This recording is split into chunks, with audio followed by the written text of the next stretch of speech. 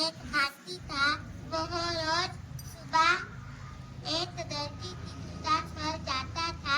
दर्जी उसे कुछ खाने तो देता था। एक दिन दर्जी के लड़का अपनी पिता की जगह पर बैठा था।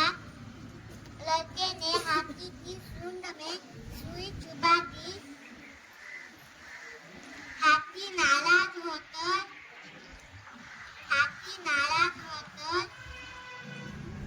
तालाब पर दही का टुकड़ा चोंच में ही था और रोटी खाने ही वाला था। वहां से एक लौंडी आई। उसको वो बहुत चालाक थी। क्या कौवा भैया आप मीठा बहुत मीठा गाते हो। आपका मीठा गीत सुनाओ ना कौवा भैया। उसका तारीफ सुनकर बहुत खुश हुआ। फिर कौवे ने अपनी काव शुरू कर दी।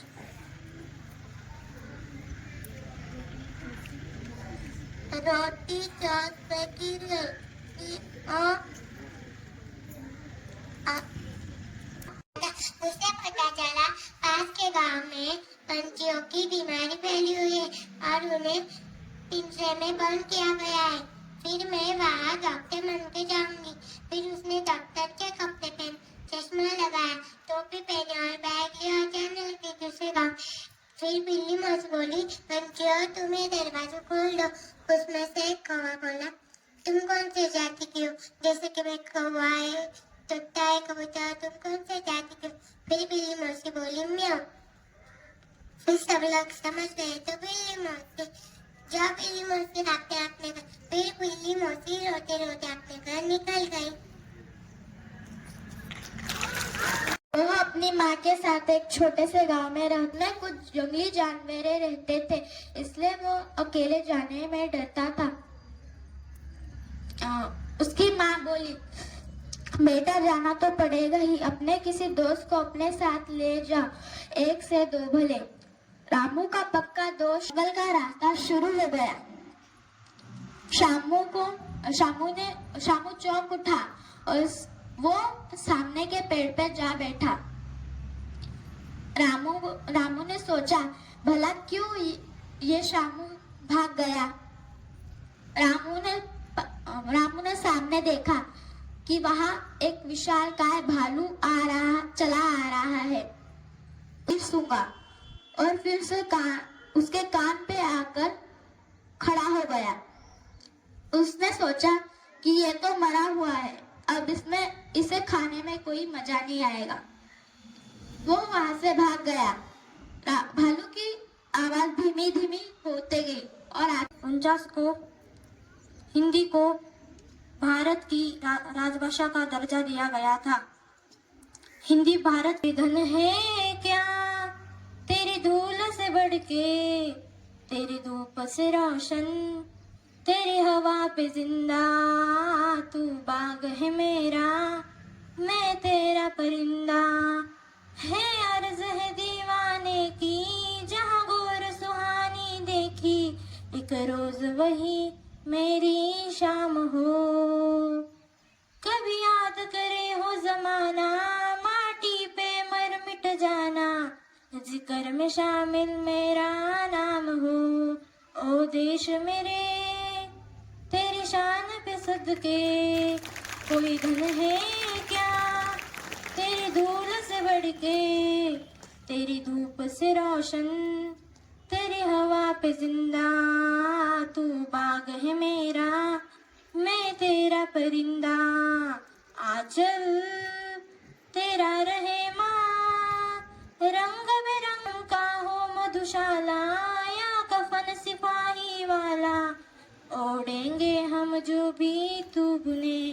ओ देश मेरे तेरी शान पे सदके, कोई धन है क्या तेरी धूल। सोचा, मैं भालू भाई से डर जाऊंगा तो ये जमीन भी हाथ से चले जाएगी। भालू भाई, ये जमीन तुम्हारी है, मैं सिर्फ यहाँ खेती करूंगा, आधा हिस्सा तुम ले लेना, आधा हिस्सा मैं ले लूंगा। तब भालू बोला ठीक है। तब किसान खेती करने लगा, जड़ों को पानी डालने लगा और खेती तैयार हो गई। तब भालू ने कहा आधा हिस्सा मुझे दे। तब किसान ने उसको पत्ते दे दिए, ले लिए। तब भालू ने कहा एक किसान एक जड़ मुझे भी दे दे। तब भालू ने जड़ चखी, तब उसने बोला मेरे पत्तियों से भी तुम्हारे जड़ बहुत मीठी है, तुमने मुझे धोखा दिया, फिर तुम यहाँ आए तो मैं तुम्हें छोड़ूंगा नहीं। तब किसान अगले साल आया, उसने कहा, भालू ने कहा ले मेघा पानी दे तो बुढ़ानी दे, मोती बरसे खेत में, बच्चे हंसे रेस में, सबको दादी नानी दे। एक मोटा जंगल था, उसमें बहुत सारे पक्षी रहते थे। एक कछुआ रहता था, एक खरगोश और कछुआ रहता था। फिर खरगोश और की लड़ाई हो रही थी। सभी जानवरों ने सोचा हाँ इनकी रेस कराई जाए। फिर खरगोश बहुत तेज भागने लगा और कछुआ धीरे धीरे चलने लगा। और फिर खरगोश बहुत तेज भागने लगा और कछुआ धीरे धीरे चलने लगा। फिर खरगोश आगे जाके एक पेड़ के नीचे गाजर खा के सो गया। फिर कछुआ धीरे धीरे चल के रेस जीत गया। हाँ, फिर खरगोश जब उठा उसने देखा हाँ कछुआ तो रेस जीत गया है, कभी भी आलस नहीं करना चाहिए। बता है मैं दूसरी कक्षा में पढ़ती हूँ। मेरा नाम प्रमिता है, मैं दूसरी कक्षा में पढ़ती हूँ। ये कहानी है शेर की और खरगोश की। तो एक बड़ा जंगल था, उस जंगल में अलग अलग प्राणी रहते थे।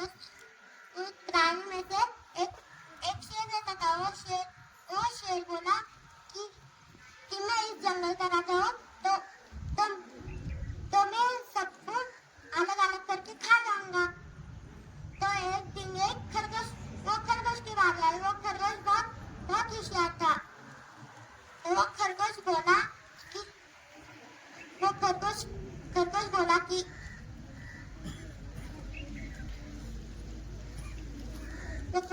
कि मुझे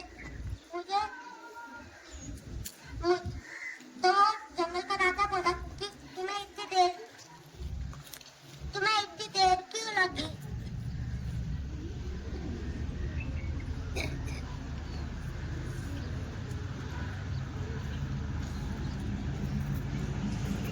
तो वो खरगोश बोला कि मैं एक कुएं के पास से आ रहा था, तो वहाँ पे और एक बड़ा शेर मिला। तो वो शेर हिरन थी। नमस्कार, माधव नायर का नाम है।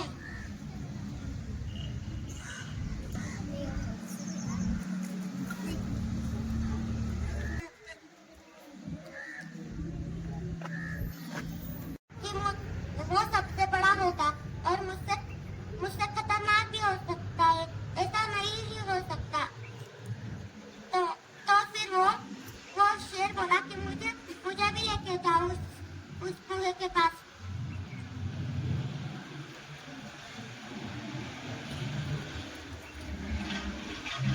हाँ, तो उसे अपने ही पर कैदी रहेगी। तो फिर उसने अंदर हाथ रखा तो वो कुएं के अंदर टिक गया। कहानी खत्म। धन्यवाद। उस पे बहुत सारे आम थे। एक आम ऐसा था कि उसे बोलना और चलना आता था। एक बार उसे एक लड़के ने देख लिया। वो आम पेड़ से उतरकर चलने लगा और लड़की को बोला। फिर एक शिकारी आया। वो एक उसमें सिंह और सिंही रहते थे। उनके परिवार में दो नन्हे मुन्ने शावक खेल रहे थे। वे बहुत खुश थे। घर में खुशहाली छाई थी। इस जंगल में सियार का जोड़ा भी रहता था। उनके पास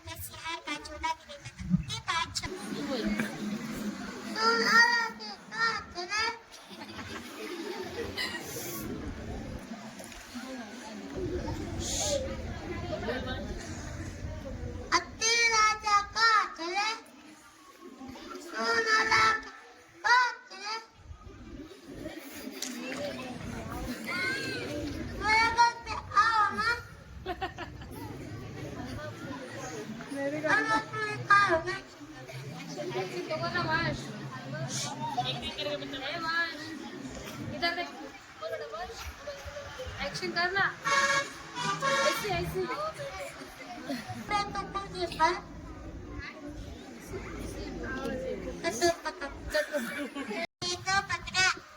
ने कहा, मुझे छोड़ दो, मैं एक दिन तुम्हारे काम आऊंगा। शेर तुम्हारे काम आऊंगा। शेर को उस पर दया आ गई और उसने चूहे को जाने दिया। एक दिन शेर शिकारी के बिछाई जाल में फंस गया। चूहे ने कहा, शेर जाल में फंसा है। वो शेर के पास गया और अपने दांतों से जाल में कुतर दिया। शेर को आजाद किया।